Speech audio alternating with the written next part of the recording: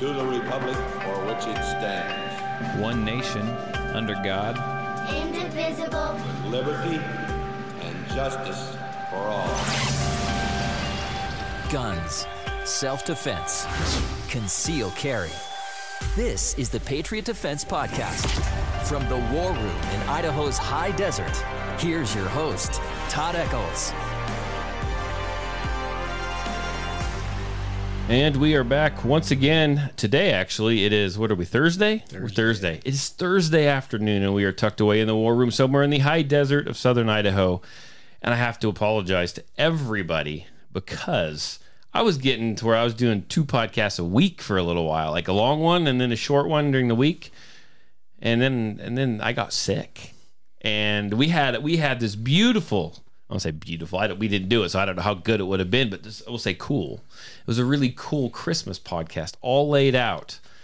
And someone sitting at the table right now kept canceling. And they kept moving it, and it was me, and I totally apologize.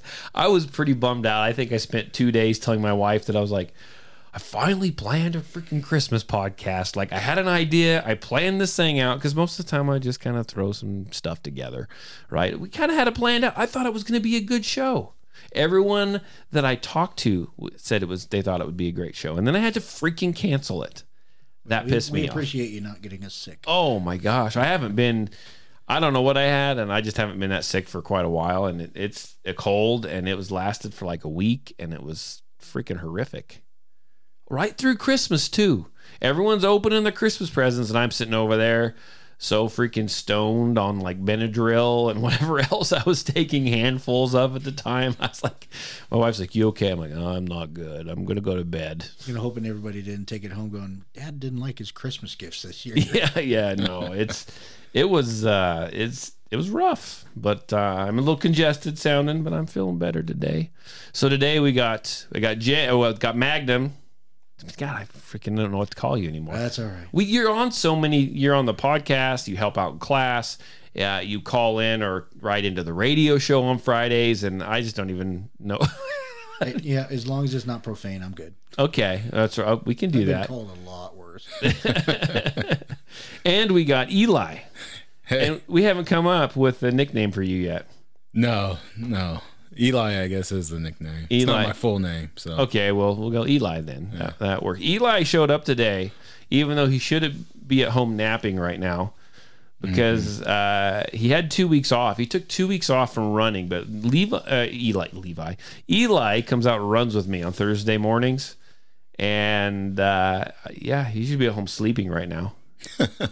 Run with you is kind of a loose term. Well, we just kind of run. I'm somewhere within a mile or so of you. We end up at the end together sometime. Eventually, I think today I gave you the key and said, "Just stay warm. I'll be back shortly." I thought that was the game, right? First one back to the car wins. If that's what it's going to be, I'm bringing a second key. Yeah, no, that's not the game. I'm a little quicker, but I'm not that fast. So did everyone have a good Christmas? As good as could be expected. That's good. Did you get what you wanted? No. Get what you needed? No. Did you get some underwear? No. I know. I needed those. I didn't get any. Well, what'd you get? I got stuff I didn't need, or at least I didn't think I needed it, and nothing I wanted, nothing I asked for. But that's all right. The kids did well. Did you get yourself something though? After Christmas, I certainly did. Well, yeah, we'll talk about that. But the family's all healthy and well, pretty much, and everyone had a good time. And okay, well, it was good. Everybody was together, whole family, and everybody got something. So it was. We actually ended up having to do it early because my wife, she works at the hospital here locally, and got stuck working on Christmas. Well, we didn't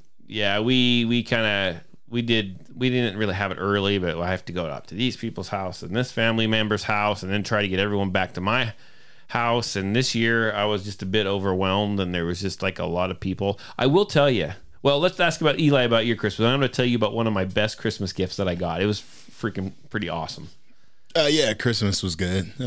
We didn't open presents till the next day. Me and my daughter there was one gift we opened, and we were just playing with that all day. So. Yeah, you were making fake pizzas. Yes. All day. Yes. Yeah, she kept saying, "Eat this, eat this, eat the whole pizza, Daddy." That's when you need one of those little easy bake ovens, and then you could have actually just eaten whatever. Yeah, and that's what we're doing for her birthday tomorrow. Actually, we're gonna make little pizzas. Oh, well, that'd be cool. Birthday, yeah. So she's at the pizza age. She hasn't got to the fingernail polish age yet. No, Man, She'll get there. that stuff is terrible. The fingernail polish, the makeup. I was actually having this conversation. I love these podcasts. We talk about anything at the beginning, but I was with my daughters. I got 3 daughters. They're all in their 20s now, right? And they've married and most of them have kids of their own, right? And I was having this conversation. We were at my parents' house. That's one of the houses we had to go to, and it's funny because we go there. My family shows up. So my wife and my 2 boys, all 3 of my girls show up. They all bring their significant others and their kids. And then my brother also shows up, but his kids are all little. Him and his wife and his 4 or 5 kids, right? They're all little. I can't even remember how many kids he has. He's just local. I feel bad. But anyhow, we just dominate because there's so freaking many of us. It's like it's like this family competition thing anyhow. And then we show up and we just spread out everywhere, and they showed up and they had to go to the table in the corner. I'm sorry. It's a family thing. It was pretty entertaining, but I'm sitting there talking with my daughters, and you'll get to experience this. You already have. You'll get to experience this too. My daughters, and they were talking about makeup or something. And I was like, "Oh yeah, do you girls remember when you were younger, when you were in high school?" And he goes, "Yeah, Dad made us cry because we went to church and we showed up for church, and he turned and looked at us and was like, 'Go take that crap off your face.'" That was when the eyes were always really dark, and I said, "You guys put so much crap on your face. You could scrape it off with a freaking putty knife." And then I was like, and I wasn't being mean, but I was like, "Didn't you guys nobody knew how to do it correctly? I'm having to explain to you how to do your freaking makeup because you guys had this orange face and this line. You just stopped it. It looked like you had a mask you could peel off every day." And anyhow, we kind of had a laugh and chuckle about. They're like, "Yeah, I know we were dumb, Dad." You're giving away our next episode right now. yeah. But anyhow, that's what you're in store for.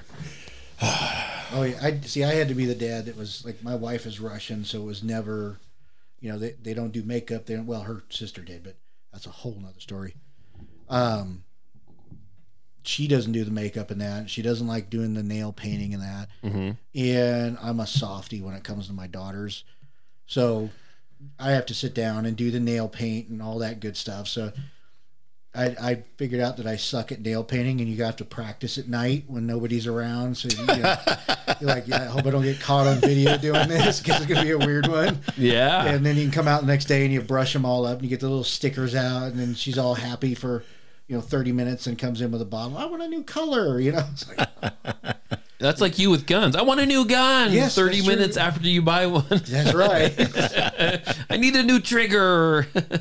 I need some more ammo. I need a new red dot." So gives me something to do, man. Yeah, like father, like daughter, almost, just with different items. That's true.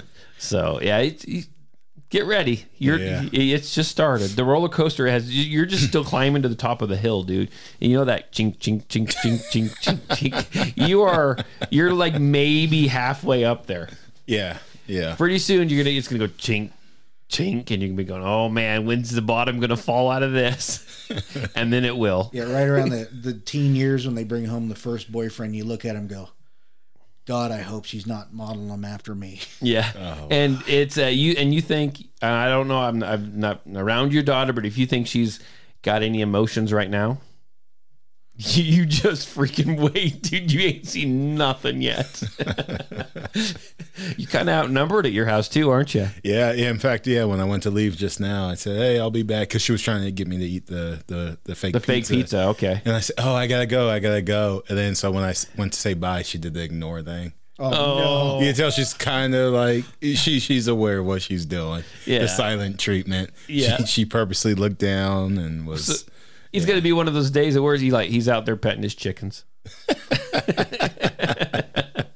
You still feel bad about it, though, don't you? Yeah. Yeah, I hate that part. Oh, Yeah. they know what they're doing. They will Yeah. make you feel guilty to the, yeah. Yeah. I said, bye, hug. Nope. She just sat there and said, nope.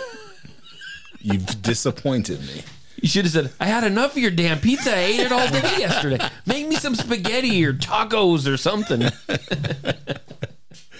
Oh, man. So one of the best gifts I got was my daughter there was this gal.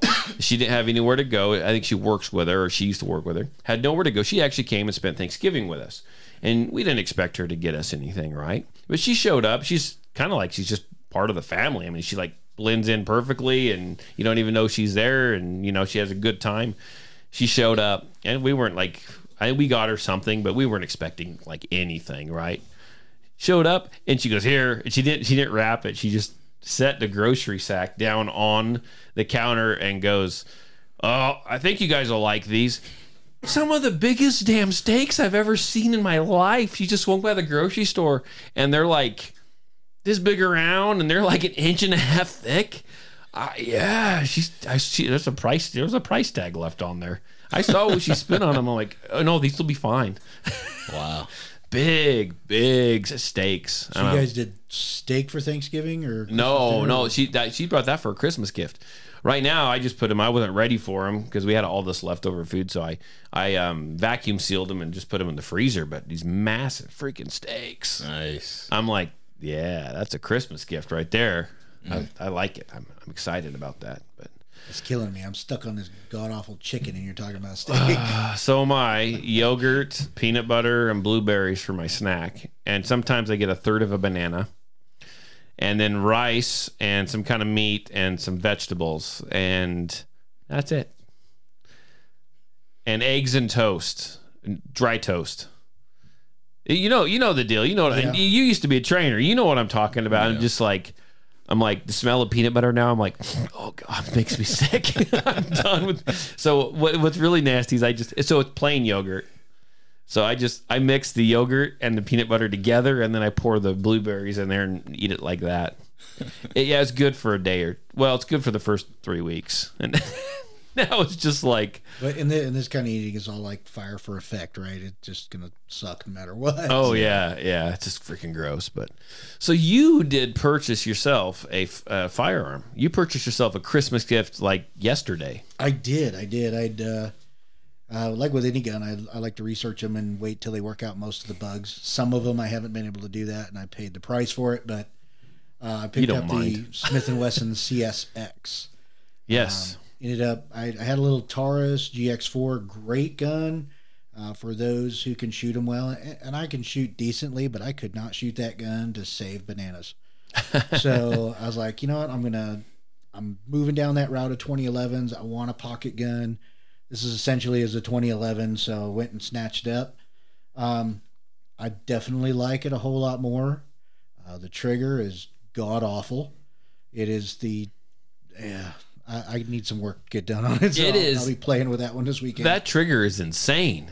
It is terrible. It's like there's no. I mean, you don't expect there to be any movement in it just because it's because of the kind of gun it is. But it's just like you're pushing and pushing really hard on a brick, and then all of a sudden it moves and bang. Yeah. I mean, I can appreciate the zero over travel with that. I mean, at least you're not getting that much of a dip out of the front sight. But it's intense. Yeah, it is. It's like you don't know when that trigger. Take this thing home. Yeah, you don't know. It's weird because you don't know when that trigger's going to break. No, like there's no feel to that trigger. You're just pushing against a solid brick wall, and then all of a sudden it goes. And it's like, I mean, I shot it very little, but I was trying to figure out like. I guess I'd maybe have to shoot it more, trying to get a feel for. I know there's no movement, but you can usually. But how hard do I have to squeeze to? I couldn't. In the little bit I shot, I couldn't narrow it down. It surprised me every single time. Yeah, same for me. It's like a knuckle press. Oh man, I got a chance to shoot it. What did you think of it? Yeah, it's the kind of trigger where if I had one shot and someone said like you have to hit this shot, that trigger could work for that. Right, like you said, no jerking movement or anything with that. So I think I could hit like a bullseye with it one time. If I was in a shootout, I'd probably throw it. Well, I think It's made of metal, so at least you can leave a dent, you know. Honestly, I think the trouble is going to be when you go to like quick, rapid, repeated shots. Does that make sense? Because I think there's just no, in my mind, there was no feel to it. So it's like when you try to go for that, but I'm also used to striker fired guns, right? Yeah. And so, there's a lot more feel to it on this. It's just, I don't know. I think shooting it quick, it takes some getting used to. Because I think that's when you're going to I think you're going to flinch on it. It's going to be, I don't think you're going to. I think it's very possible you can fix it, but it's going to take some freaking practice. Yeah. I figure, we've got, maybe 25, 30 rounds here today. Sure. Started cleaning up a little bit, so I'll push it to 200 rounds before I start carrying it and see how much the trigger cleans up at that point, and then I'll break it open and you'll sprinkle some James magic on it. That's right. I've got we can get the Dremel tool out. We could do like a Facebook. Actually, I've moved beyond the Dremel years. Oh, have you? Yeah. Well, that's quick. It's quick. Okay, that's enough. I know, but that's the problem. It's quick, and then it's done. It's over. I got to buy a new sear after that. Bench grinder. Have you moved on to the bench grinder? No, I'm down to the finger with metal polish now. Oh, so. Good. I won't judge because I don't do anything like that. I just buy mine. I just buy my triggers. If they make one for this, I just might do that. So what's the next one you're looking to get? Because I know you probably end up with another one in the next freaking week. Well, it'll probably take about 2 weeks. But see, I'm told you. I'm a big fan of the Smith & Wesson M&P 2.0s. I've got 3 of them. They came out with the new metal model and the metal competition model. Drove all the way to Boise yesterday just so I could put my hands on one. All steel gun. Sold. All metal gun. Same low bore access. The trigger, I'll tell you guys, the new trigger they installed with a new sear is phenomenal. It is the best trigger Smith & Wesson has put out. It is comparable, I would say, to the Apex custom trigger I did for my 5-inch M&P. And it's from the factory. So you get a flat-bladed metal trigger with the little figure dingus in it. So they didn't, and I didn't check out Smith & Wesson 2. So we have the original M&P. We have the M&P, the 2.0. Yeah. Okay, and then they played around with that, went full size, then went compact and all kinds of stuff. Yeah. And then they went to the metal. So are they not going to make another plastic one? Now, polymer gun? They're actually continuing on with the polymer gun. So is it going to have the trigger like the metal one? Some of them do already. The compacts that are set up with they're optics ready, and they actually put the new front slide serrations that go from all the way from the base to the top. Okay. So you get that cool scallop look on the front and and back. Right. It comes with factory suppressor height night sights. It's got the cutout and comes with all of the plates to fit whatever red dot you want to put on there. Gotcha. And then you can either get it with the regular trigger or you can get it with the upgraded trigger, and it's a trigger sear package. So you can still get it in polymer with all the goodies, but I love metal guns, so that's could I get the new trigger and put it in my 2.0? That I don't know yet. I mean, that's a good question. It requires a trigger and a sear because you have to have the trigger bar geometry is different from what I understand, and the sear is definitely different. So there's so they might have adjusted the other guts a little bit to make up for that. I think so. And damn it, I think honestly that it will probably come out as a package you can get. I think they're kind of trying to follow the mantra of the Walther PDP. Right. So Walther, when they introduced the PDP, they came out with like performance parts from the factory you could buy right away. Right. So if you wanted a flat trigger or this kind of, you don't need to change the sear or anything because it's got a phenomenal trigger in it. But if you wanted to go flat trigger, you wanted to go different plating, and they set it for Glock sights. So you can get sights, dime a dozen for it. Right. And I think that's kind of what M&P wanted to go with. I would think maybe they'd hold off on that just a little bit though, and try to, because I would imagine there's more money in the actual selling of a whole gun than there is a couple gun parts to put in your 2.0s. I agree. And so if they're smart, this is just me, and we always talk about this, that when they bring out a new firearm, so for example the Hellcat, right? They knew that first year that some people were going to like it, some people were going to hate it, but I think they plan out like the next 4 or 5 years. So here's what we have this year. Oh, look, next year we're going to, wow, that's got an improved trigger. when you could have just done all that shit at the very beginning. But if they can push, market more guns every year, then that gives them time to come up with something bigger and better in 5 years, I guess. Well, it's like what they just did with the EZ. The EZ is now the equalizer, right? So they took the Shield Plus and turned it into, or the EZ, I should say, and turned it into the EZ Plus and called it the equalizer. So you get the new trigger on that gun. You get 13-round capacity. So that one has the new trigger, like the new Smith & Wessons. Yeah. Okay. It's optional. It's more of a boxy gun, isn't it? No, it's okay. It is as slim as the original. You've got your hands on it, haven't you? Yeah. They got a couple of them locally, and I was thinking about buying one. There's something about the grip feel on the EZ that I don't like. You know what I don't like, and I've said this before, and I'm going to say this till the day I die. And I don't know if I don't know if they're just dumb, or if there's a reason why they did it, or if it was maybe some kind of like copyright. I don't know what it was. I would say copyright, but you know what I'm talking about. Why they didn't hinge that grip safety from the top. I think so. Last time, I think you guys talked about this in the past. That is ridiculous. Yeah. I think I know why they did it. Why? If you look at the 1911 platform that most people have problems with when they want to engage that, is because when they go to engage it, they don't have that proper sunk in grip at the top and press their hand down. So like Springfield and Kimber and a couple others put the little extra bump on there to help with that. When you grab a proper grip on a pistol with like the EZ, when it's hinged at the top, that proper grip digs in at the V in your hand, rolls up under the beaver tail of the gun, and then your bottom finger obviously rolls up into the bottom of the. Then they need to make the trigger guard where it hinges. They need to make it go up higher, because what's happening, what I see happen, and I mean I was a Stellar, I still am a Stellar when that gun came out. I was all over it. I was up because it saved a lot of people in class, right? I mean, it made a lot of people that weren't going to shoot because they were recoil shy and all kinds of. It turned them into shooters, right? But what happens is I see him, and my first thought was, okay, it's going to make people grip the gun tight enough, right, and properly. And it still does that. What happens is they get the web, and I'm like, anyone can see me, which that'll soon be fixed, hopefully. But they get this top web above that, and it doesn't. They're pushing it, but they're not. It's like I'm actually having people grip the gun down just a little lower, so their skin, so the meat actually gets on there and will engage that. Yeah. Because they're missing it, because it's like they try to grip too high, and I don't think you can grip too high on a gun. The higher the better, right? Just don't have the slide bite you. But they're getting up so high, they're missing that, and I just think they need to hinge that up a little bit more, or something. They need to do something. I think that would be helpful.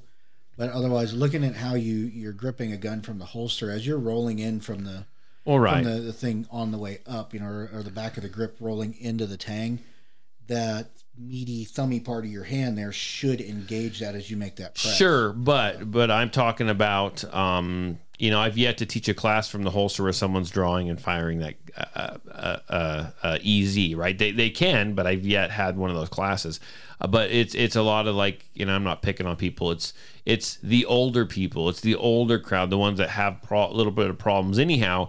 And this gun is good for them, but I'm finding it's not great for them because of that. Does that make sense? Yeah, it does. They're already, so they don't, I mean, I hate to say it because I agree with you 100%. I know exactly what you're saying, but I'm not going to get that, probably not going to get that 65-year-old lady to draw from a holster. Yeah. And so she wants to pick up her gun and shoot it. And so, granted, I work with them, and some of them catch on right away. Some of them do not. But they just want to pick it up and shoot it. And it's kind of what happens is they go to shoot it. They've missed that a little bit because they've gone too high, right? And they go bang, and then they reseat their hand more, but they leave that finger on their trigger and they do this at the same time, and then the bullet, you've seen it. Yeah. And it's kind of scary, and it's a training issue, but I mean, the person has to be able to do it. But if you're going to come out with a niche gun that's good for a new shooter, that's something I think that needs to be solved a little bit. It will probably fall into that next iteration. I mean, you talked about before where Smith & Wesson, is constantly, you know, the next year there's this new thing, or this next 6 months there's this new thing, and it's just an add-on to what they had before. I think, and like I was kind of alluding to a little bit, I think there's some back and forth between Smith & Wesson and Walther. Yeah. Because a lot of the same design things are coming out in their new comp guns or their new guns that are kind of competing with each other. Mm-hmm. And Walther has now produced the PDP-F model. Yeah. Now they marketed, I think they marketed wrong when they marketed it towards females.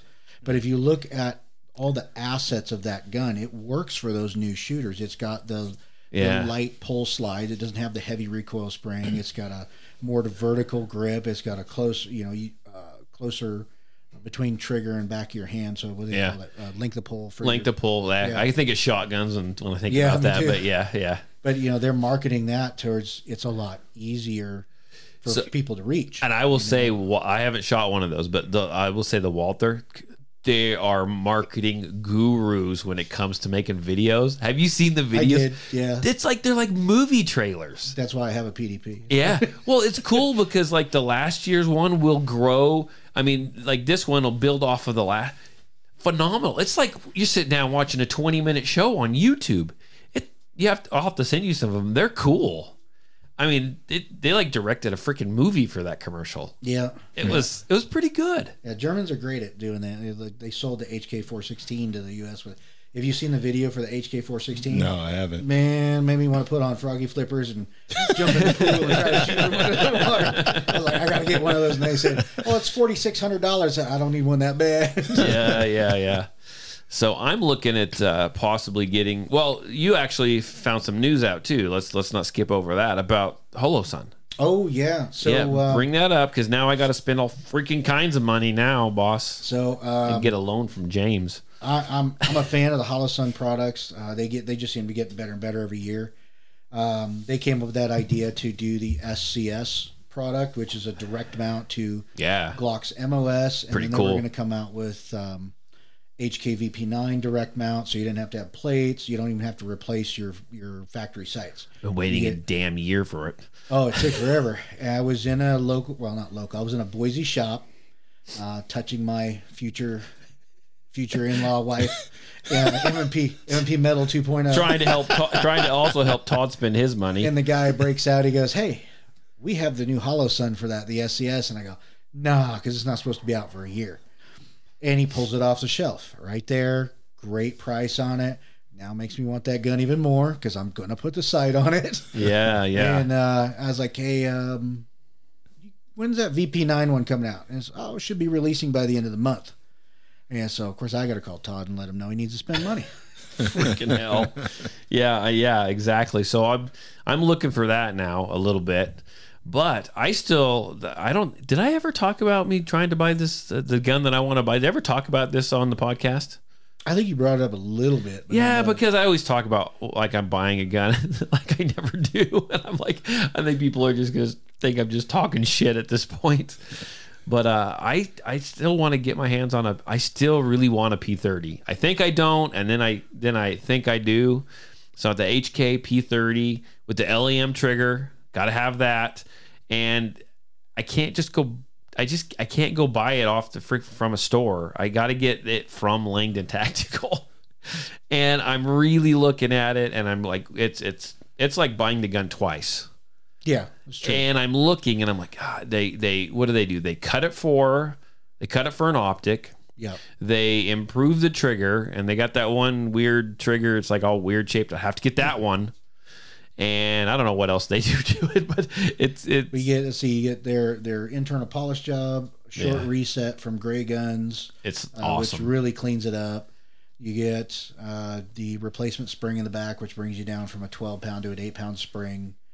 And then they did this beautiful low cut into the slide. So if you ever pulled an HK apart, they're pretty hollow up in there, and you go, "How the hell are they going to put a mount slide on this?" You spend like $9,000 on it. He figured it out, and it comes with backup sights. And if you've ever shot a P30 before, no, you ever get a chance to shoot one before you buy a custom high-end 1911. Okay, because I've got some of those. I'll bring them out, shoot them. You love shooting one whole groups really easy. I bought the P30 and for like $600, and I went out and I shot the same 1-hole groups out of a plastic gun that cost me a third of what I paid for some other stuff, and wholly reliable. And they did an 89,000 round, or like over 5-year test on the P30 itself. Never once died. They ran what they call them red pills. They're basically a plus B plus until it blows up. They ran those, never damaged the gun. It ran, and that was without spring changes, without everything. That thing never choked. And so, like fool, I sold mine because I wanted something different. I always do. I can't keep plastic guns. They always go. Every few months, you get rid of them. I got to get rid of a plastic gun. But if you ever get the experience of shooting one of those, that's like a one-time buy. You buy once, cry once, call it good. Yeah. And I am going to cry once after I purchase it. I don't blame you, but I mean, if you're gonna buy a Porsche, it's a Porsche, man. Go straight to the 911 Carrera. Don't start at the poor man's 944 that's gonna sit in the yard for 3 years. So we were talking about this, and we were looking at it. You had one for a while. Yeah. Yours didn't have the LEM trigger in it, did it? No. Mine. I did all custom gray gun stuff in it. So. Yeah, but I mean, we were looking at this gun, and it's like you look at it, and like equate them to like cars. It's like a freaking Porsche, man. It's like a nice. I don't even know Porsches, but it was the sexy fast one. I mean, it's a slick little gun. It's that shorter version of the John Wick's gun, right? It's from the first movie. Okay. Yeah. 930. He had the 930L, so it's like instead of being a 4, I think it's 4.5. It's a 3.9, and so. HK, I think, got it smart. They did the 19X before anybody else did. Yeah. So you get a full-size magazine, 17 rounds, and a compact frame on it. Does it come with unlimited reloads like John Wick's? Unfortunately, no. Oh. Yeah. And they're very loving about the cost of their magazines, too. Yeah, it's like $30-$40 a pile. I know because I bought a pile of P30 magazines because I can run them in my... Well, this is back. I went to a class... Like I went to a Masada Mag 40 class, and you couldn't find magazines for nothing. I just got this VP9. Nobody had them. They were all out of stock. I couldn't find them. And I knew that P30 mags would fit. I couldn't find them. Went up there, and the class was at, I think it's shut down now, but it was Thunderbird Tactical up in Wichita, Kansas. And I went up there, and I'm like, okay, well, I got enough mags for the class, but I might as well just kind of shop around here. The guy's like, I got a box of P30 mag. What? You got a box? I was just so excited to get a freaking magazine. So I bought like a lot of them, and they were like $30 a pop. But I mean, I had that. So I had a day job, and then so this was the Patriot Defense play money, right? And so I was like, yeah, whatever. I'll just, how much? And I get them, and... So I don't know that he pulled one over on me, or I should have just like looked more. The magazines work. They're freaking 10 rounders. Oh, I'm like, are you freaking kidding me? I was like, no wonder he had a box of them in Wichita, Kansas. No one else freaking wanted them. You get a lot of practice on your reloads, though, right? yeah, something like that. But so let's talk about that if that's the Porsche. So what would I'm going to do this guns and car thing. If that's a Porsche, what would the Walther be? What would the Walther be? What would you relate the Walther to? What car? Which Walther? Oh God, the one you have, the good fast one. What would you relate that to? It doesn't have to be a sports car. It could be just I would say Volvo. A Volvo. It looks like a Volvo. It's big and square. Okay. It always runs. It's accurate. It does what it needs to do, but it doesn't do it like all fancy. Okay. But and you're going to pay more for it because it came from Europe. Say what? Other than that, that's let's talk Glock. What are you going to relate the Glock to? Honda Civic. Yeah. I was going to say Honda. Well, it runs, but it's good replacement parts that are nice and cheap, and they're available everywhere. Okay. Yeah. I guess I was thinking more like the VW bus, the wagon, the bus. Yeah, just about. Yeah. Big, ugly, blocky. but the butt kind of slow. So if you, I hate to say this, I hate to admit it, if you leave a Glock alone from the factory, it's always going to run. I would say 99.9% of the time. Just leave it alone. Gotcha. VW bus, you're lucky if you get 10, 15 miles. You gotta fix something. In the Glock, you could go to the junkyard, find replacement parts pretty easily. Okay, well, so what about the M&P? What about the Smith & Wesson M&P? I would say the M&P is maybe, What would you relate that to? maybe like a Ford Fusion. That is freaking perfect. Dude, I like it. I like it. So throw some other ones out. What do you? Desert Eagle. Ooh, That is a hard one. Desert Eagle. It's cool. It's large. It's completely useless. Like a G, so like a Hummer. I was fixing to say like a G-Wagon or something, but yeah. The Hummer that never goes off road. Yeah, like H2. It's the H2, man. I like it. I like it. Totally. Just parked in the garage, take it out every once in a while to show everyone you got it. But And that's like the Deagles, right? So that Yeah. the Deagle's going to be the H3 Hummer. It's because you can't afford the big one, Yeah. but it looks like it. So we got let's go down the list here. Let's go. We got SCCY. That'd be like That's a moped. It's like a crappy little moped. Let's get Kia. Which one though? Like the first ones, the Sportage or whatever it was. The ones that where they tried Metro. to be sporty, but they weren't something. Oh, actually, there's one car they don't make anymore. What would they? Not a Hyundai, but a Daewoo. Daewoo. Daewoo. That's the SCC. I don't even want to know why that. You knew that all of a sudden. Daewoo. Daewoo makes a good gun though. Oh, really? Yeah. What? What? Yeah, they make an assault rifle. They actually make Same it for, company? Yeah. Oh, They good make lord. they actually make a pistol too. How many miles to the gallon does it get? I honestly don't know. They make it out of recycled Daewoo vehicles. Probably leftover Toyota parts. What would the Taurus be? Like the G series. Oh. What would that be? Relate that to a vehicle. I mean, they go bang. It's cheap, it's reliable, so it's got to be a used car. Oh, it doesn't even have to be a used car. It just has to be just what brand? Volkswagen Bug? No. Taurus. Geo Metro? Yeah. that's Yeah, pretty- yeah. I think you're right. I think it's a Geo. Yeah, you don't want it. You have to have it, but at least it works good enough to get you But there. you know, more often than not, those things will run for like ever, and like on one cylinder if they have to.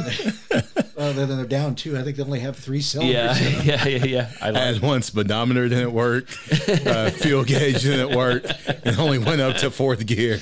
Okay, what about the actual? What about the HK then? So which HK? Because the VP9. Yeah, because they're very they're very different guns. Let's go VP9.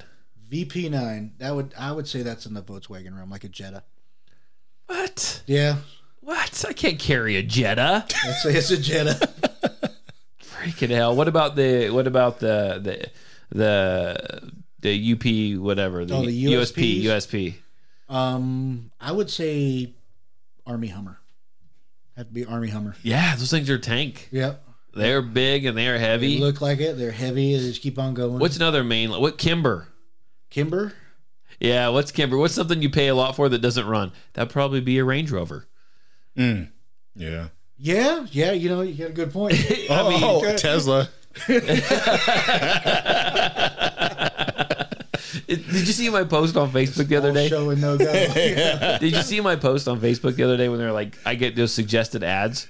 It was Kimber, 1911. This suggested ad for me, and I was like, it's like Facebook doesn't even know me anymore. It's like, what the- Well, they're trying to change you now, basically. They do know you, and they're like, we got to change this guy. We got to pull out all the stops. We're going to change this guy. It's a messed up algorithm, though. Yeah. It's that AI coming to life now. So, talking about, guns like this, there is a firearm that I was hot to buy, like, I don't know, like 5 years ago, 6 years ago. And it was the one coming out, Rob Pincus had a hand in it, and it was coming out. It was by Avidity Arms, which he is, I believe, a part of now. And it was the PD-10. And they talked that thing up. They've actually released that gun and announced it and had it there to hold and to look at at SHOT Show one year, and then it disappeared. They said not ready. It's not coming. And I'm tracking this thing for the last 5 years, and I think it's coming out relatively soon. But it's actually changed up now. It is the PD-11. The PD-11. PD-11. I'm still wondering if PD just means like probably deliverable, possibly developed.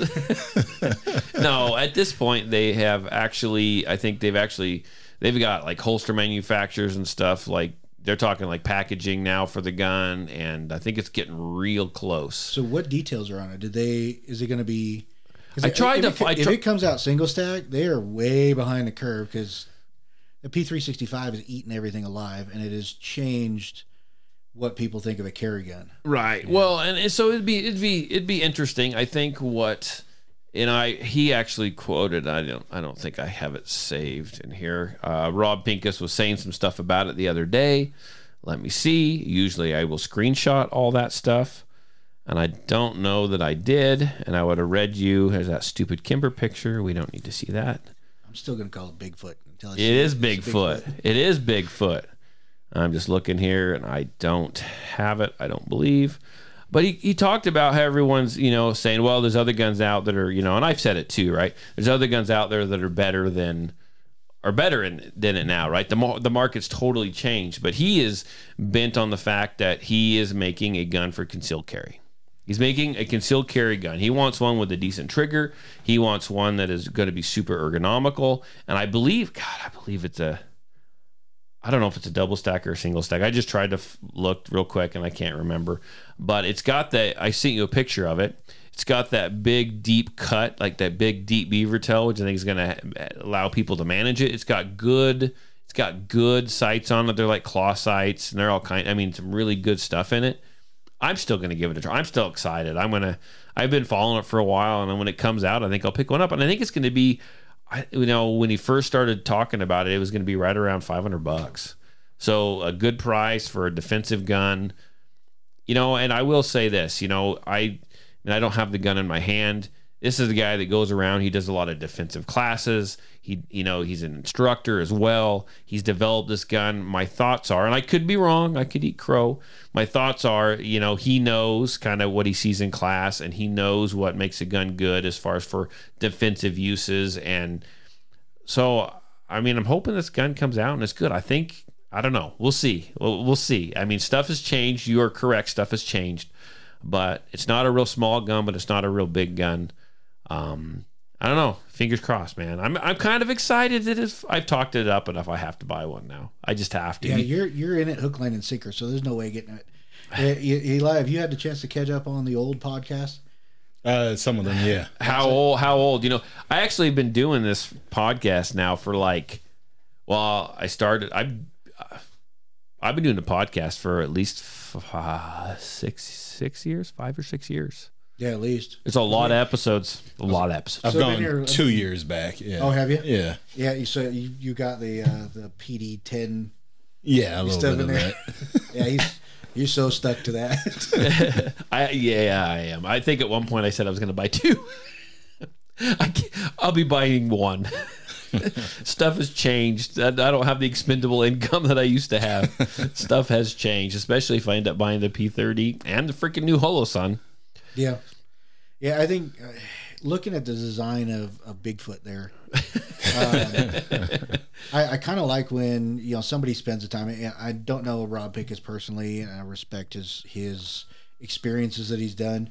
Not to say that I like the guy a whole lot, but I'm right with you. He's a solid player. He's been doing this stuff for a long time. Yeah, and I think he had that opportunity to look at a lot of those guns. And from what I see in it, I see designs from a Glock 19. Sure, yeah. Glocks from the Steyr L9A2. It's got that kind of a grip to it. Of course, I haven't seen the trigger, so I don't know if it's a slider or a hinge trigger. Right. The only thing I could think of is if he really wants that thing to stick, it's got to be a double stack at this point. Because even me, I'm a huge fan of 1911s. Mine all work. They all run. But I'm leaning in the 2011 because a double stack and the same frame size, you're getting less recoil, you're getting more ammunition, and now you got the little guns, the 365s, or even the GX4 I just got rid of. 10, 11 rounds in these things.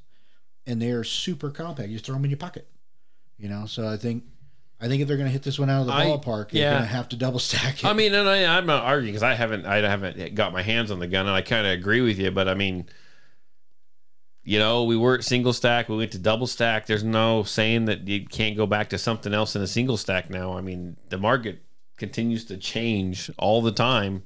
Yeah, no, I completely agree. And it's just weird. It's weird to me the directions that the market goes. Well, I think with single stacks, on the whole, the magazine designs are more reliable than double stacks, or like the 365 is a quad stack, right? So it starts getting all bungled up inside there, right? And they've done a good job of managing that. I mean, Mechar does a great job of designing their mags. But traditionally, the single stack has always been more reliable for feeding in almost all of those guns. So, if it's really designed to conceal carry, maybe he took that into consideration. Either way, I don't want to get shot by 9 rounds or 8 rounds of 9mm. So I don't want to get shot. I don't want to get shot with nothing. I am just looking here real quick to see if I can find. He's big into building guns now, so he's on the whole polymer 80 thing right now. So Eli, what are you going for next? I'm holding off for a while right now. You got to pay for plumbing. Yeah. Yeah. That's a sin in this room. You can't. Got to be planned ahead. No, I want to get a Mossberg shotgun though. That would be my next purchase. Awesome. 500, 590. Haven't even gone there yet. No, not yet. Yeah. Semi-auto or pump? Pump. I got a 500 you can play around with if you want. It's my hunting shotgun. I guess you got 2 of them. I got the old 500, and then I got a lot newer version that they're pumps. If you want to mess around with them sometime, Lord knows I haven't shot them in a long time.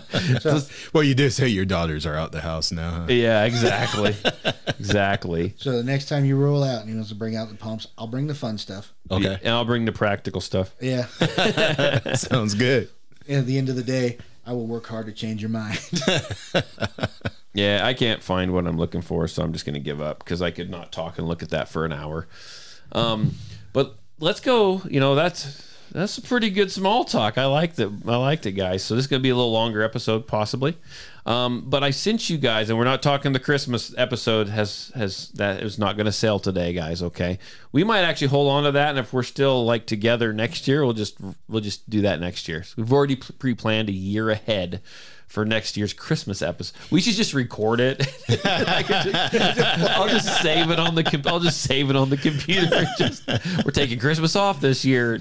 It'd be funny with the A-10s flying over, and you'll be here by yourself because they'll have picked up Eli by then, figuring out who he was. And me, I'm sure I'm on 3 or 4 lists. Well, I'll be gone. Well, this was last year's episode. Do you remember these guys? Even more viewers because when we're in prison, everything goes up. It's exactly. All of a sudden we got. What are they going to do next? All of a sudden we got street cred. Yeah, like those rappers who go to prison. All of a sudden, So we need to do that with the podcast. So we need to do that guerrilla marketing. I'm going to give you guys each a can of spray paint. And I need you guys to spray paint the link like we'll do it at the bathrooms at Auger. Oh shoot. But there was actually some videos a movie, actually a docu-series or whatever it was called, I watched on Netflix.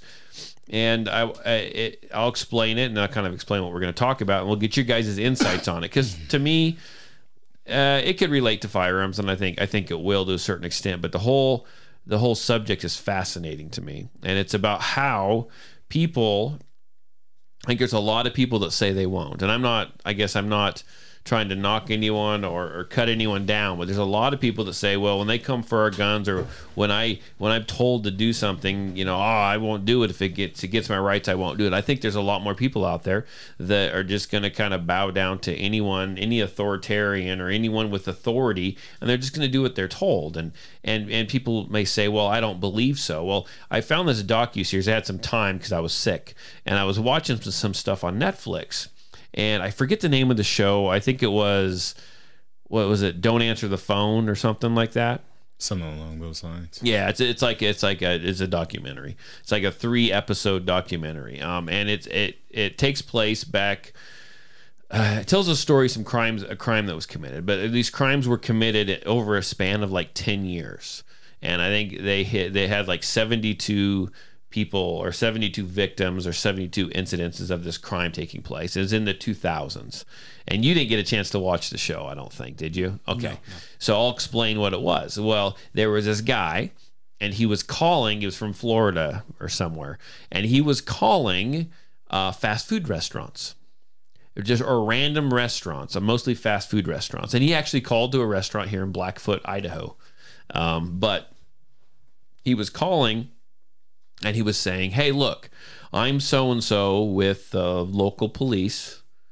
And he was very authoritative and very just well-spoken, and he like knew what to say, you know, and one of your customers has just come in. They've just filed a report. They said that one of your employees stole something out of their purse or stole money from them or whatever it might be, you know, stole something. I need you. We're kind of busy right now. I need you to go ahead, and this is the employee. This is what they look like. Never gave them a name, but this is what the employee looks like. And it was just kind of a real average description of a female employee. And they would go and grab whoever they thought and say, well, they'd bring her back to the office. And then this law enforcement officer, supposedly this guy impersonating a law enforcement officer on the phone, would say, so we're kind of busy right now. We don't have time to get out there and check her, but we need to see if she's got this stolen property on her. And he would instruct them to like cover the window in the office, and we need to do a strip search. And they would instruct that manager to have that person. That person would agree to it. Even the employee that got blamed of stealing would agree to it and would eventually do a strip search in the office. And these things they'd go on for like 2 hours. Like, yeah. Like, and this person would be, this young lady would just be like naked. And she'd be down to no clothes, and they'd have her doing stuff like, you know, jumping around and seeing if like contraband would fall out of anywhere that they could hide it. To the point of there was actually, some of them actually had some like sexual acts that they made them do because this supposed law enforcement officer, and I keep saying this, I'm not like picking on police, but this person in authority would ask them to do it, and they would do it. Until occasionally on a couple of them, someone would like come in and say, well, this is not right. It is, you know, someone would come in with some common sense from outside, right? This isn't right. You have to quit this. But this happened 70 plus times. And the guy had no problem getting people just to do what he said because they thought he was a person of authority. And I thought the whole concept was fascinating. And in this actual show, they actually talked about, I think, a science experiment. I don't know. I think it took place back in the 60s. Was it? You watched it, didn't you? I watched the old 2020. Okay. And so they talked about it, about the science experiment, this experiment that took place back in the 60s, where they had the guy that was running the experiment, and they had two other people. One guy knew what was going on. Okay, and then they had this other guy that they were using him, and they were saying, okay, you're going to be right here, and then we're going to put up this big wall, and this guy over here, he's going to get shocked. You're going to shock him. Yeah. We're going to ask him a question, and you're going to push this button. When he gets the wrong answer, you're going to shock him. And the guy that was getting shocked, he knew he wasn't really going to get shocked, but he knew to play it up. And they had this guy sitting here, and they would ask this other guy questions, and that's the wrong answer. And they'd say, you got to push the button. And the guy would push the button. This guy would scream and yell in pain and agony until the button was released. And they just would do this again and again and again, so much that the guy that was pushing the button, he thought he was actually shocking the person. He just kept doing it because he was told to do it. Even after a point, he got to a point, he goes, I thought I killed the person on the other, but he kept freaking pushing the button every time he was told to by a figure of, and that was like multiple people. I forget the percentage. Yeah. It was something about the majority of them kept doing it. Just because an authority figure told them to do so, they kept doing it. And then later on in the week, I came across, where is it at? I sent it to you guys. I came across a deal on Facebook, nonetheless. It was a quote. Man, where is it? You guys don't have it handy, do you? No, I do not. I'm looking. I had it pulled up on my phone, and then I got to like looking at something else, It's in here somewhere. If you find it, you can read it, Eli. This is where we have now we have all dead air. I don't, where is it? You want to read the whole thing? Yeah, just read it. The one about Stanley Milgram. Yeah, it talks about people complying. So psychologist Stanley Milgram found that 80% of the population do not have the psychological or moral resources to defy an authority order, no matter how illegitimate the order is. Therefore, only 20% have critical thinking capacity. This explains quite a lot. So I know you're listening. It's fascinating, isn't it? Yes and no. Well, I think it's fascinating. Go ahead. Because, I mean, honestly, and I don't want to poke anybody in the eye that made personal decisions on whatever they believed. Oh, sure. But we look at the vax, and we can go look at CDC's records. Literally, 79% of the U.S. population got at least one vax. But it's still fascinating to me. It is fascinating, but it is scary, I think. And that was without more so than anything. And that just gets in with that, like how obvious it was too. It's like because they're authority, they say safe and effective. Common sense tells you it's been a couple of months. There's no possible way you can justify that you've tested anything in a couple of months to say no long-term effects. No, the average person should be able to just look at that time frame and what they're saying. Oh, CDC. Oh, okay, it must be true. You're absolutely right, and I think that the secondary scary portion of that is you can take and show the banter that just happened between the UK Parliament and the head of Pfizer or their head of marketing in Pfizer, where they admitted that they didn't know what it was going to do anything of that. Yet there are still people running out there to get this thing, and now the information is clearly out there that says, well, it doesn't prevent, it doesn't stop the spread, it may help you cope with the symptoms. And you can show them that those very same people that, and yet they will still, and you can see here, even here in Idaho, they're still running ads on, well, we don't want to give it to somebody else. And all. Knowing our the tax facts, dollars at work. Exactly. It's right there in their face. Yet the scary part is they were duped in the beginning. Like you said, it could have taken a month or two to go, you haven't tested on anybody. Then we get the information and they still don't want to believe it. You show them the information and they still don't want to believe it. That's what scares me. And it's fascinating at the same time. Like, how do you not see that? Well, and it's interesting too, because I think, we've talked about it before that, I think over time, and I don't know how long, I mean, I couldn't put a number of how many years, probably a long time, possibly, that we are being conditioned and trained to go ahead and just obey authority, whoever it is, whether it be law enforcement, whether it be, someone telling us to get vaccinated, whether if it's the sheriff, if it's the guy, so that what I'm looking at is when people say, if they ever show up for my guns and they ever go door to door, I'm not giving them my guns. I guarantee you most people will just hand them their guns. Yeah. I honestly think they will. Why? Because they are conditioned to respect authority. And that's like I said, that's anybody. I mean, the county coroner could come and say, I'm with the county. I'm here. I need to take your firearms. You're probably going to give him the firearms because guess what? The county coroner is your neighbor. He's your guy. He's a guy. He's from this area. Just the same with deputies. And I get all these people tough talking saying, well, I'm not going to do this. I'm not going to do that. And they'll get them bullets first. I just don't think that's the way it's going to go down if they ever show up. And it surprises me, but it doesn't surprise me. But it just fascinates me that people get away with it.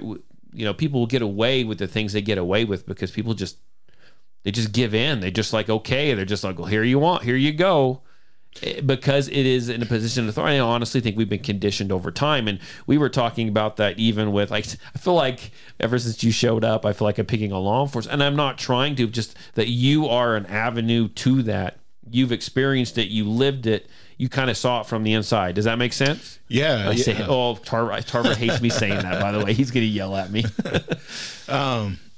It was crazy seeing that from that perspective. And then now seeing it, now being out of it and seeing all that has transpired the past, almost 3 years now, right? Yeah.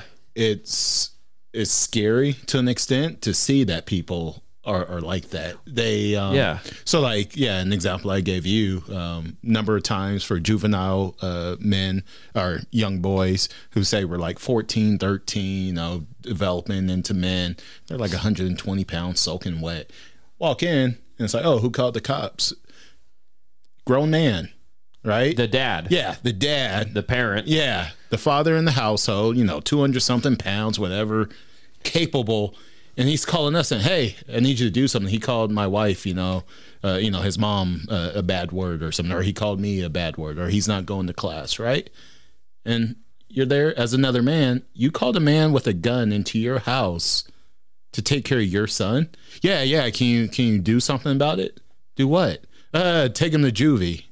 And what do you think that's going to do that you as a father can't do? Or we had some old timers who I worked with who said like they have done it to where it's like, okay, you mind if I take him outside?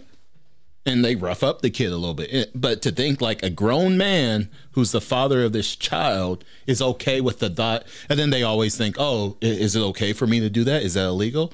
And you're the father. Yeah, obviously don't go to abuse, and sure, causing injury and whatnot. But overall, it's a given. A young man's developing, right? He thinks he's king of the world. At some point, the grown man in the house has to at least let him know, like, you're not there yet, right? This is our house. Right. This is how you're going to act. But you have people who are okay with that not being the case. They think, no, I call another man into my house with my family with a gun. Someone who they think has actually a position of authority. Yeah. Right. And I think that, and we talked about this as well. We talked about a lot. We kind of pre-gamed the podcast this morning. But you also mentioned, and we talked about, and I'm not saying that law enforcement are bad people. They've also, you guys, whoever is law enforcement, they've also been taught and brought up and trained that, hey, look, you guys are a position of authority. Yeah, and what you guys say, they're going to follow. And there's people like you that kind of saw that and kind of backed off after a little while and went, I don't know that I want any part of this. But then when you train someone like that and they show up at the house and they're like, you're going to do what I tell you to. And and they feel like they're in this position of authority and you're going to do what I tell you to. And if that means you're going to wait on the side of the road after I've given you a citation and I'm going to detain you without telling you I'm detaining you, and we're going to wait for a drug dog to show up to run around your car, you're going to do so, even though the person that has every right to fire up their vehicle and drive off. Yeah, basically in the academy, bully. The way we were indoctrinated, for lack of a better word, was like we were the sheepdogs, right? And it was always about, like, I hate that term. It was, that, and then the thin blue line, and basically the concept was like, yeah, the sheep aren't going to like you because you look like a wolf, right? But you're protecting the sheep from the wolves. So that makes you the good guy. It's just that they're sheep, right?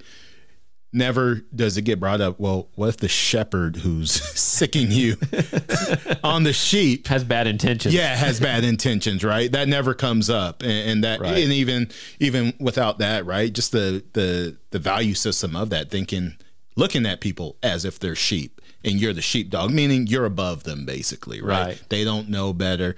And throughout the academy, right, we cover constitutionality in a way, as far as, the amendments and whatnot, search and seizure, things related to that in terms of the law, but never question, or the intent is never about, are you protecting the people in their God-given rights, basically. So all these laws, there's thousands of laws now, right, on the books in every state, right? And it's about basically the way we learn the Constitution, the amendments, is more so how does this relate to how we're doing things right, quote, constitutionally? But it's not about, well, people's God-given rights, just period. You're not trained to actually just think about, am I allowing people to have their God-given rights? When you pull someone over, right, you're not learning that, like, yeah, you're detaining someone who has the right to live freely, right? I understand the laws and stuff that exist for what's said to be for public safety and whatnot, but overall, yeah, you're not taught that. You're just taught you're the sheepdog. So thus, whatever your orders are, you're in the right because you're protecting the sheep from themselves. And I'm not telling everyone to go out there and all of a sudden disobey anyone in charge, but what I'm telling you is know your rights and know what you can and can't do, and try to, like I said, learn your rights and know if there's a point that you're getting bullied, right? A point that you're getting kind of bullied or coerced into doing something, and you need to know that so you just don't respond and do what you're told because they're a figure of authority. And one of the things is I don't want to see people fighting with law enforcement on the side of the road. I don't want to see that. But one of the things too that I also hear, and I've heard from numerous law enforcement officers and even people that help out in my classes, and they'll tell my class, and you possibly, maybe, I don't know who taught the class when you were there, but don't argue with an officer on the side of the road because you're never going to win. And I'm like, well, yes and no. Do you see what I think that's where I was going to caveat of what you guys were just saying, because, as officers in the field, you're being taught a certain thing, and then you have the justice system that is enforcing that thing, protecting the officers. Yes. So, ultimately, in one sense, that officer's right. You fight with them on the side of the road. I get right? that. Yeah. It's not going to go. So, the idea is defense preparedness for everything that we do, right? Yeah. Have a video camera. Make sure that you're there. Yeah. Get a lawyer when you go to court. Yeah. Don't try to fight it out yourself. You may be great, but the judge was a lawyer. And it's like going to hang around physicians, right? Yeah. Physicians go to school for many years to learn what they want, learn these things. And then when something new falls in that doesn't fall within the norm, you're the idiot in the room. So you get a lawyer that is talking to another lawyer, and they can speak the lingo, and all of a sudden, your rights were violated, you're free to go. So you win the argument in the long run, but that immediate fight on the side road is not going to go well. Yeah. Unfortunately, I wish more officers knew their rights. Yeah. I think there are a lot of young officers that are coming back from a wartime, and as for people that I've spent time with that were on the ground over there, policing in Afghanistan, policing in Kandahar, and it wasn't like your neighborhood policing. It was you kick in the door, we're going to search your house because there's a suspected thing in here, and if you do anything weird, we're going to open up on you, and the report's going to say hey, you grabbed a grenade. Yeah. So is that same idea. Goose hunters. Sorry. I was like, what is that? It was goose hunters. Yeah, and yeah, I agree, and that's the thing about I would say understanding the system to where you're fighting. Like same thing. Like I got a speeding ticket. I asked a couple questions, kind of basically looking at the argument, but as far as when I take it to court, but I understood like I'm not interested in changing this guy's mind. This is an officer. I know enough to know like, okay, you're going to have to show up to court and defend this. I have my evidence, you have yours, but just understanding the system. And for that, like, that's why on the previous podcast, say always take it to court, right? Don't make it easy for them to fall into this trap. Cause like my issue was like, they tell you like, oh, you can go online and pay this. And I'm thinking, Retuck, I have the right to go to court, right? You tell me, no, just go with the authority. You're the authority. You said this was going on. Go pay it. So I just go pay it. And it's like, no, people should challenge that. Take that to court. If nothing else, even if you go there and admit guilt, but take it to the system so that it's understood that, no, this is going to be a thing. You get to write tickets as you feel and then never have to actually, like I said, prove because you're innocent until proven guilty, make them prove that you were guilty.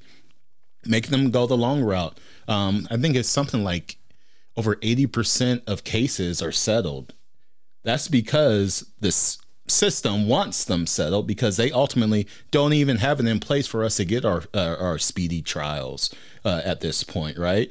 And so every time someone settle, and of course there's people who do awful things who I'm not saying they should get out of paying for those crimes.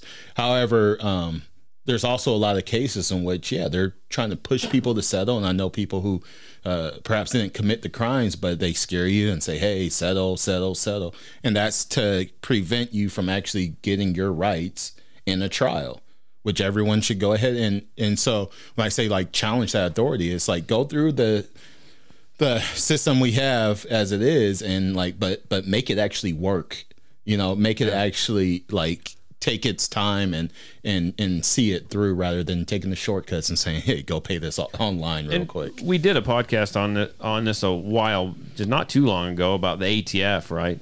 And what do you do if they show up at your house? Because more and more, we're seeing more and more reports of them showing up at people's houses and asking to see your guns and asking to see this. You don't have to necessarily comply with that.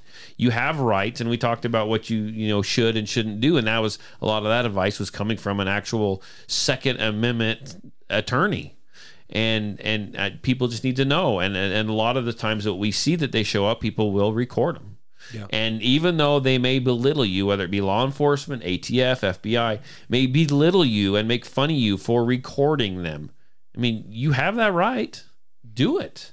Because, that could be... I think that honestly puts them in more fear and holds that accountability. It does. Because, ultimately you can say, go get a warrant. And then they're going to reach out to a judge that is maybe not up to par, and he's gonna sign off on a warrant over the phone. It's just like bringing the drug dog to your car. Sure, is illegal. It's an illegal search, without a warrant.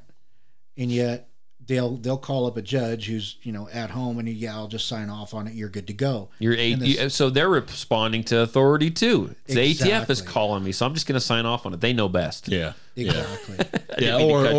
Or they're looking for their next promotion. They want to become a federal judge or whatnot. Yeah, you're absolutely right. So I think they learned their lessons from Ruby Ridge and Waco. You can't just show up in force and it not show up on TV. Yeah, eventually. So it's the system is learning and ever evolving to screw us. And I think even more. Absolutely. And I think that as we get deeper and deeper into this, and the more they want to, try and control us, and the more they want to come and take our firearms, it's more and more important for us to actually, for a person, especially someone who owns guns, know your rights. Yeah. No, so many people do not, and I've been hitting you up like all the time, asking, what if this happens? What if this happens? I asked you the question the other day, because law enforcement showed up, not here, at one of my other houses at night before, and it was my kids hadn't done anything. My daughter had last talked to this boy that had just like run away. And they were like, okay, did he say where he was going? That kind of, I get that. But it was 2:00 in the morning when they showed up to my house. And they knocked on the door, and I answered the door with my gun. I'm going to answer my door with my gun anytime someone shows up at my house after 9:00. It's on me anyway, and it is what it is. And I was asking Eli, I said, I think it's kosher, but is that kosher? As a law enforcement officer, what would you think if you saw that? It's not pointing. I'm not pointing it at anybody, but it's there. It's in my hand. It's on my shoulder. Whatever it is I have, that's the way I'm going to answer it. And if they ask me to put it away, I'm probably not going to do it. It's my house. It's my property. I can do what I want at this point. And so I value you as I can bounce questions off of you. And if you ever get tired of it, Eli, just shut up. Well, and too, I think part of it is just looking at the historical aspect. I think when we look in our history books, we're taught as if all these things, like Nazi Germany, right? We're basically in the way taught like it was Hitler. It was Hitler, and that was it. If someone would have killed Hitler as a baby, it all could have been prevented. And that's not how it went, right? It was a bunch of people who gave in, who volunteered their rights to the authorities, right? Yeah. There's this saying about the Germans, right? It's first thing is, hey, do you mind putting this sign in your yard, right? They don't start off with, hey, would you like to round up the local Jews and kill them? No, it's, hey, you mind putting this sign? All right, you put that sign in. Now, hey, or like they're openly doing right now, hey, just maybe snitch on the neighbor. Tell us what your neighbors are up to. Yeah, just tell us, no big deal. No big deal. You're not working for us or anything, but just, for safety, you put the sign, hey, next step, Hey, maybe just snitch. Okay, now that you snitched, now just, keep a diary, keep memos about what your neighbors are doing now, and just, send us a report, everyone. But basically, it was not Hitler, not singularly Hitler, right? It was all these people who listen. And that's what you hear the term fascist all around now, right? And people misuse it. Fascism is the uniting of government with the private industry. That's what's going on. It's not a singular person. One person is not a fascist. So we can best describe it today like say the FBI's collusion with Twitter. Exactly. That's actual definition of fascism. And it's not you can't say that's a fascist. No, all of us are participating to create fascism. There is not a singular, you can't be a fascist. One guy who's like, I love private combined with government. That's not a fascist. That's a guy with, an idea. Fascism is actually when we all are participating, in which we are giving into this authority that says, yes, your private industry, your government get to run your entire life. And so we're at that point now where people need to realize it is those individual choices you make and how you live your life, or how you go against authority. Like I said, I'm not telling you to break any laws or anything, but it's on each of us, because that's how it happens. All of us just go, was it health and safety? Yeah, it's cool. You could now tell me what to put in my body because of health and safety. You think about how serious that is, that people just say, oh, well, it's your job. They can force you to inject, right? And they don't understand that overall, number one, that government is involved with something like that. Number two, that you lose your job, they're still going to come collect your property taxes. All those things around, that's actual fascism. And that's what we're giving into when we just go, oh, well, nothing to look at here, right? We are actively participating in that fascism in our own, basically, imprisonment in our homes and in our land. Well, you talked about it the other day when we were texting on the phone, and you're like, I went and I just took my kids to the doctors. And this is bullshit. He asked me if there was guns in the house. Yeah. How active is your kid? Are they growing well? Do they eat a square meal? And how they doing good at school? And by the way, do you got guns in the house? Oh, they took it a step further now. So it's the, do you have guns in your house, and are they locked up? Oh. And it goes, and the man actually tried to tell me that, well, it passed in this law, and I said, no, it didn't. What was he trying to say, that you have to lock them up? Yeah, that it's the, he didn't know shit. The Safe Storage Act, and of course, anybody with half a brain knows you don't leave loaded weapons out. Well, sure, all that sort of stuff. My question is since these medical facilities are tied into 501c3, all that information is easily accessible by not only the CDC but the Department of Health. And that can go right up the chain. And it's like, well, it's just one more list to be checked off. Then that's legitimately why they're asking. Exactly. Yeah. I mean, it's just another avenue to get to you. And it's like, know your rights. You don't have to answer. I mean, you'll cause a scene possibly, but you don't have to answer that question. Or if you're going to answer it, guess what? You don't have to answer it truthfully. Yeah. You don't have to answer any of those truthfully. Yeah. But people do, because they look at it and go, well, this is my kid, this is their health, and they're concerned about their kids, and they just want the doctors and not to have all the information. Because I understand as a parent, you want your kid to be healthy. You want medical attention if they need medical attention, all this stuff. And so they've taken it and they've gone to what's going to pluck at your heartstrings, what's super important to you, and that's your kids. And then they're going to slip that in there. I think they're going along with an indoctrination curve too. I mean, sure. You mentioned to you as you're coming up as a police officer and learning this stuff, they're teaching them which phrases. I mean, I've been paying attention to Second Amendment stuff for a long time. So you see the phrases. Well, the other day there was this kid that, got a hold of his dad's shotgun, or, oh yeah, I own guns too. I don't care if you own a gun. Trying to make you comfortable. Exactly. It's like, how many people have I seen come out here and own guns don't know what they're doing? Just because you own a gun doesn't know, you don't know. Half of them. Clearly you don't know what you're talking about. Right. But these officials, right, or trustworthy people in the community are being taught these phrases to continue to manipulate what they can out of the folks that are willing to give it up. But how dare you not answer the question of a hero? Yeah. Of a hero. And because they took it too far. They took it a step further than then law enforcement and military and firefighters, and now it's the honk as you drive by, and thank our, during COVID, Our TikTok dancers. yeah. Thank the people at the hospital. Thank everyone. I mean, they've raised them up into that elitist category, that category of respected authoritarian figures, and so a lot of people are just going to answer. Yeah. Have you guys noticed that everybody that is in that elitist section, everybody that's a hero, are all the absolute necessary fields that those on top have to use because they can't do anything themselves. Yep. Right. So it even extended down into my profession, and it was, these people don't want to clean up after themselves. So if you're cleaning something for somebody, you're disinfecting, you're taking care of this environment, the nastiness. You're a part of that group because they need you there. They're not going to do it themselves, and they can't be doctors and take care of themselves.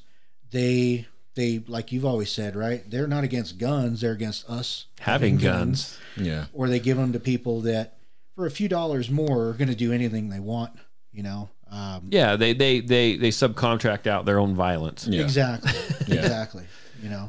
And so those professions are, they don't get touched. That's just like someone who's against hunting and killing of animals. Oh, I don't do that. I would never harm an animal, but they'll turn around and buy a steak at the store. Yeah. They're subcontracting out that part of their life, that part of their violence, which do it. I mean, that's fine, but don't look down on the people that are able to handle that part by themselves. And James, I think you hit on a good point, was them trying to manipulate, and that's something else I was uncomfortable with, is that basically, and you're right that it's spreading. I hadn't thought about that, but basically, because within law enforcement, you're right, within all these fields, right? Yeah. They're now operating based off of the ignorance of the people. Oh yeah. Right. As law enforcement, me trying to get into your vehicle wasn't about me trying to make sure your rights weren't violated. It was about, how can I word this right so I could get into this car?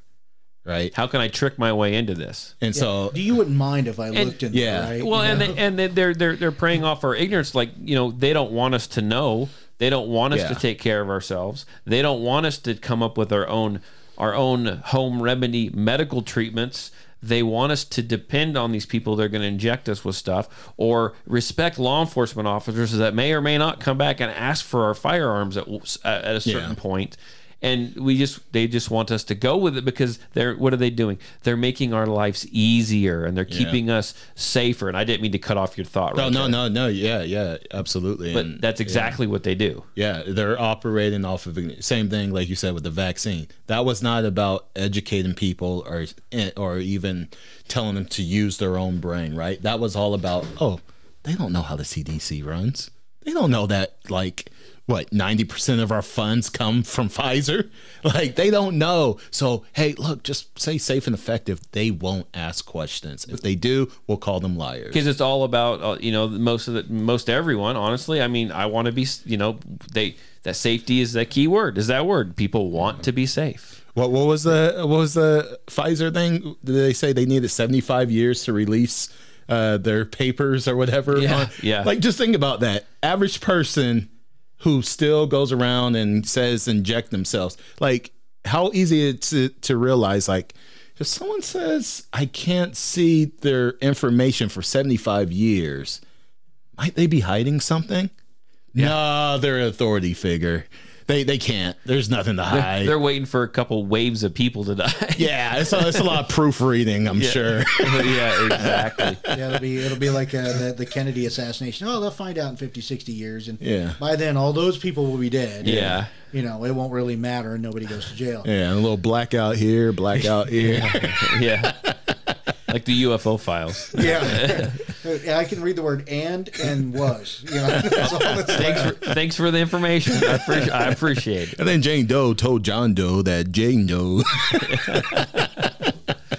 But I want to let you. This has been a great podcast, guys. This has been fun.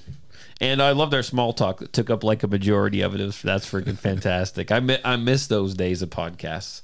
I do appreciate you guys coming out. I appreciate the fact that you actually came out after I canceled on you like it feels like it was a half a dozen times. I know it wasn't, but it feels like it was a half a dozen times. Stay home, Todd's still sick. This is not gonna work out. But if you listen to the podcast and you want to help the podcast along, share it with your family, share it with your friends. Give us a rating and review wherever you can give rating and reviews. You can find us on iTunes. You can find us on Stitcher. You can find us anywhere that you can find podcasts. We will be there, and coming soon, hopefully, you'll be able to. Well, we're on YouTube right now, but hopefully, we'll get back to where you can view us on YouTube. I'll need those makeup tips for that one. Yeah, I'll give you those. I got a face made for podcasts. Yeah, beautiful. I love it. So we're going to be trying some stuff out here. I'm really careful when I try stuff out because I really like, and I've actually had people just tell me that they love the audio quality of this podcast, which is just me and us in this little room, right? It's like nothing fancy, but a lot of people have told me that the audio quality that they hear on this podcast is better than some really big name podcasts that they listen to. So that makes me feel pretty good. And so when I start moving microphones around and start doing this like from remote areas, I'm just so concerned about my audio quality taking a dive that it's nerve-wracking for me, the producer. It's nerve-wracking. I spend hours slaving over this. I don't edit. I just hit send. That's all I do. But if you want to support the podcast anymore, you can check out Patreon. It's $5 a month. All the information will be down in the show notes. And if you used to have people call in sometimes and like leave me voicemails, and I miss that. And if anyone wants to do that, they definitely can. They can call me. They can text me. Area code 620-794-6223. That's area code 620-794-6223. You can find us on Facebook, Instagram, TikTok. Yeah, those are the big ones, right? That's where you can find me. You probably won't see me much on Facebook. I do post, but it's so throttled back that it's insane anymore. And I did take a few days off when I was sick. No one needed those fever-induced Facebook postings. That would have not been good. Did you forget to send Zuckerberg a Christmas card? I probably did. I post things I shouldn't, and it's just bad. It's ugly. It's just ugly. I'm in Facebook purgatory right now is where I'm at, and I can't. But when I'm able to start streaming this live, hopefully, to YouTube. But once I get out of Facebook jail in a month, we'll see how long it lasts once I start, streaming gun stuff on Facebook. But I can live stream to YouTube at the same time. So if those who want to watch this, I know, James, you enjoyed that quite a bit, didn't you? I do. And so we'll get back to that. I'm a solid internet warrior. I can say all kinds of crap in the comments, and here's the thing: is it was a pretty rough program I'm using, and I didn't find YouTube like streaming. It wasn't friendly. It was hard and it was difficult, and trying to do all this at once. And now I found a program that would allow me to do that on multiple platforms at one time. And I don't have to set it up on those I have to set it up one time, and then I just go and it just sends it out simultaneously. So I'm kind of looking forward to this if it works out. But just check off the box for Discourse, though. We don't want to be on that. You don't want to be on Discord?